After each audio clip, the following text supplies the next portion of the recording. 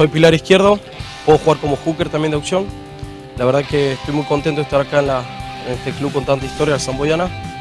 Así que nada, me gusta ser, me caracterizo mucho por la actitud, ser buen compañero y bueno, y sumar de donde toque, de adentro o de fuera de la cancha. Bueno, tuve la posibilidad de jugar para el seleccionado tucumano, para el seleccionado argentino, en diferentes selecciones, ya sea Pampa, Argentina 15, Puma, etc. Tuve también la posibilidad de jugar para Barbarians. Jugué 2 años en Rumania y bueno, ahora estoy jugando acá, así que nada, contento y a meter.